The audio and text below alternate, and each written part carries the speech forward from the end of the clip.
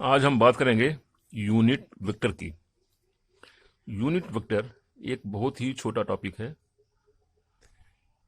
इसका वीडियो बनाने का पर्पज़ ये है कि इतना छोटा टॉपिक होते हुए भी जनरली कंफ्यूजिंग है, स्टूडेंट्स की समझ में नहीं आता।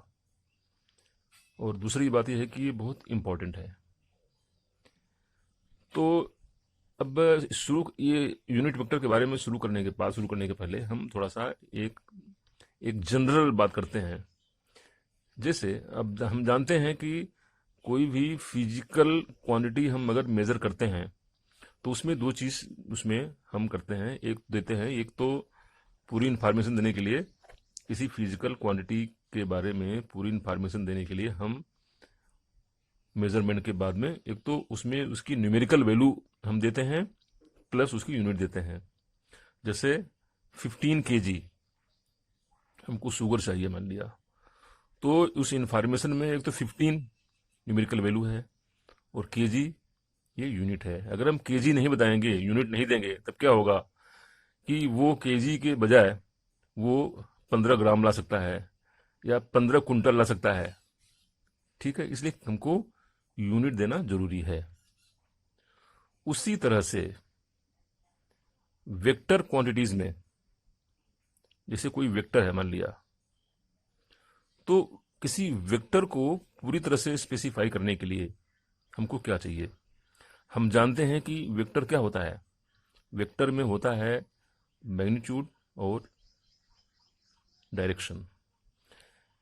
जैसे मान लिया कि हमको इलाहाबाद से हमको जाना है जौनपुर, और किसी को हम बोलेंगे भैया वहां पे जाओ और वहां से मुझको फोन करो, या जौनपुर में किसी एड्रेस पे जाओ इलाहाबाद से, हमने किसी को कहा और उन्होंने कहा कि भाई जौनपुर जाओ इलाहाबाद से, और जौनपुर इलाहाबाद से उसकी डिस्टेंस है 80 किलोमीटर्स। तो कहा ठीक है सर, वो जाएगा।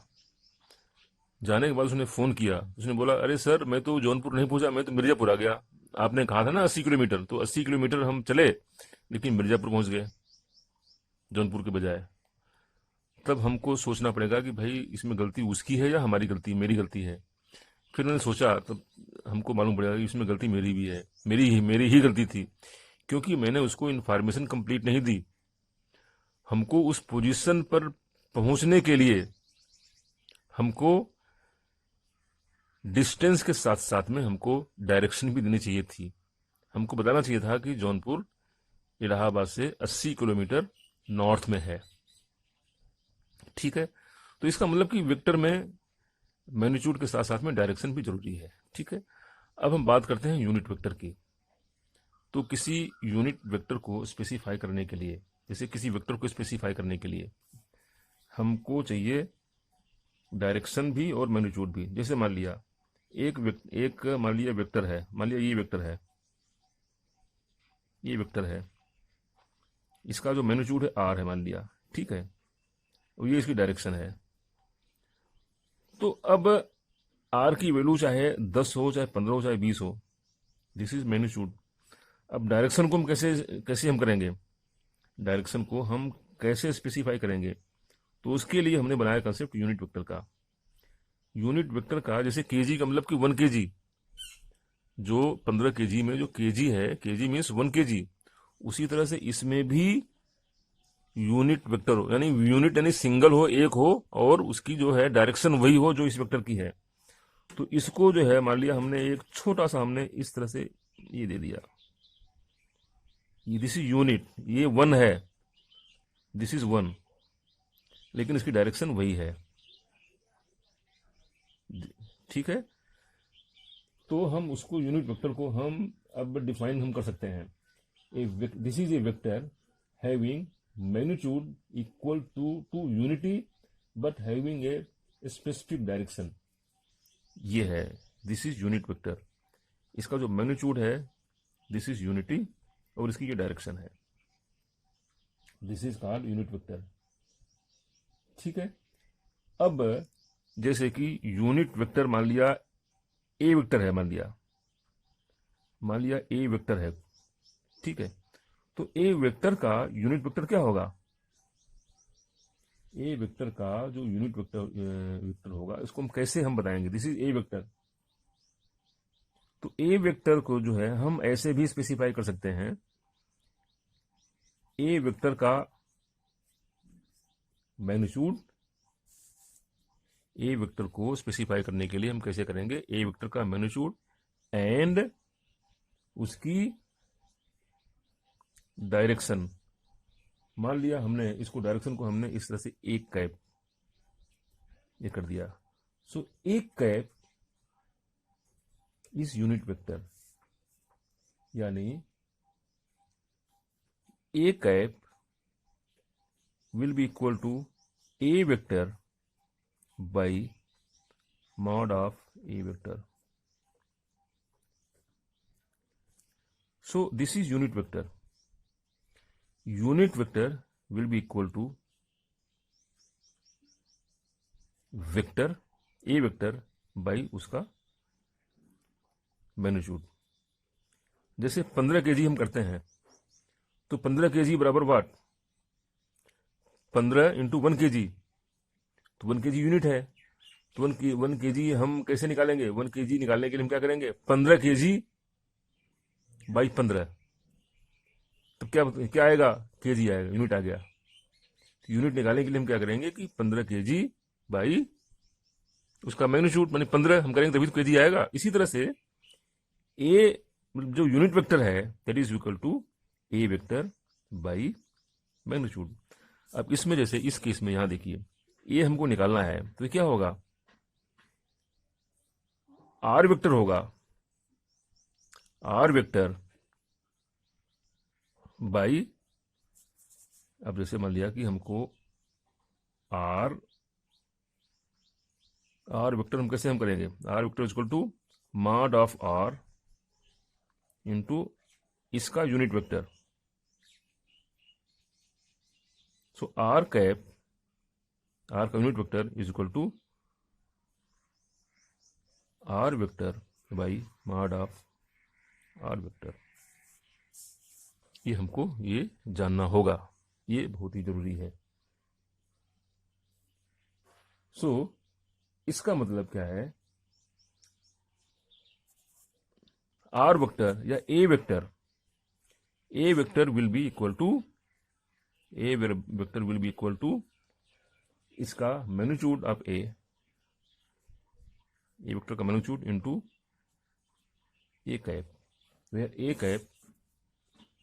ए cap is equal to unit vector.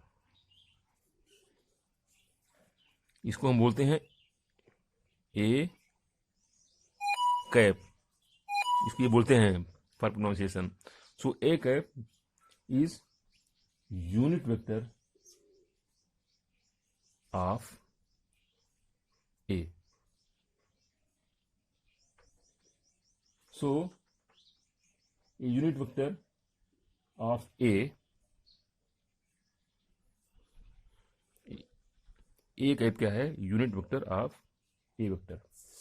ठीक है, तो हम कर सकते हैं कि A unit vector, A unit vector of A vector is written as a cap, ठीक है, a cap, and it is read as a cap, ठीक है। so any vector can be expressed as the magnitude times the unit vector along its own direction. Means any vector, a vector can be represented as the magnitude times, means एक इसका जो magnitude है times the unit vector।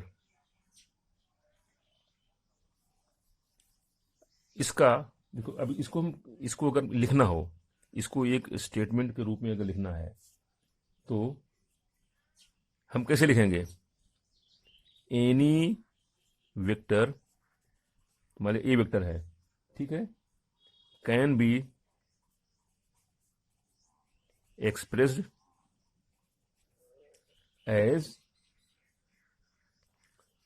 as the magnitude times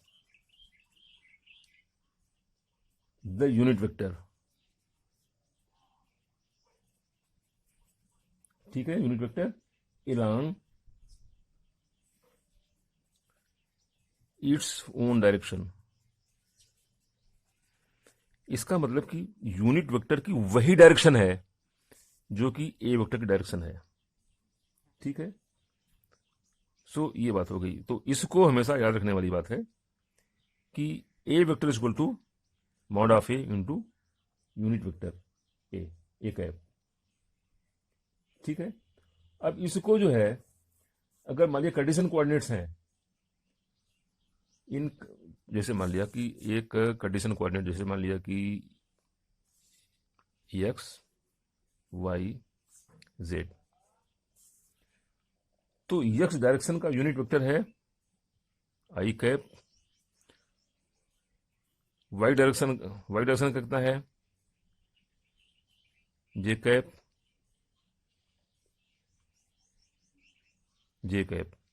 और Z direction का के cap. So I cap, J cap and k cap are the unit vectors in the direction of x, y and z coordinates. It means I cap, j cap and k cap are the unit vectors along x axis, y axis and z axis. So the magnitude of unit vector is unity and has no unit or no dimension. तो हम इसको use करेंगे आगे। हम किसी भी मान लिया ये आपका ये ओरिजिन है, तो किसी भी पॉइंट को अगर स्पेसिफाई किया गया है मान लिया, तो उसका जो यूनिट वेक्टर हम आई कैप, जे कैप और के कैप के टर्म्स में उसको हम लिखेंगे यूनिट वेक्टर को। So this is the all about unit vector. So unit vector, किसी वेक्टर को स्पेसिफाई करने के लिए हमको यूनिट वेक्टर चाहिए। यूनिट वेक्टर क्या? यूनिट वेक्टर को हम उसके मैग्नीट्यूड में अगर मल्टीप्लाई कर दें तो वेक्टर बन जाता है। A cap is equal to A vector by mod of A vector. So हमको ये जो फार्मूला है हमको ये याद रखना होगा। So this was about unit vector, और हम इसमें आई जे के का भी कंसेप्ट समझ गए। The magnitude of unit vector is unity and the direction is same as the direction of the vector, ठीक है। और तो दूसरी चीज हमने ये समझा कि I cap, J cap and K cap are the unit vectors along x axis, y axis and z axis. इन दोनों एक्सिस में ये है। I cap is the unit vector along x axis, j cap is unit vector along y axis and k cap is unit vector along z axis. I cap is unit vector along x axis, j cap is unit vector along y axis and k cap is unit vector along z axis.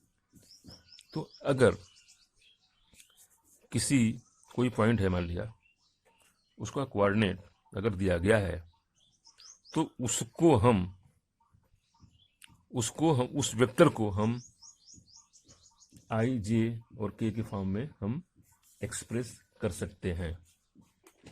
इसको हम थोड़ा सा आगे और पढ़ेंगे कि आई जे के form में हम कैसे एक्सप्रेस करें। वैसे भी अगर मान लिया हम अभी देखना चाहें, अगर मान लिया, तो इस केस में अगर देखें तो आई कैप क्या है? I cap will be X cap, X vector by X, X means magnitude, जो भी कोऑर्डिनेट होगा, और Y cap is equal to Y vector by Y, Y is magnitude, and k cap is equal to z vector by z. Here z is the magnitude. ठीक है. So this was about the unit vector. अब इसको हम आगे और detail में और आगे पढ़ेंगे जब इस पर हम कुछ और न्यूमेरिकल करेंगे. ठीक है, और हम थोड़ा और आगे बात करेंगे इस बारे में. तो आज के लिए केवल इतना ही. Thank you.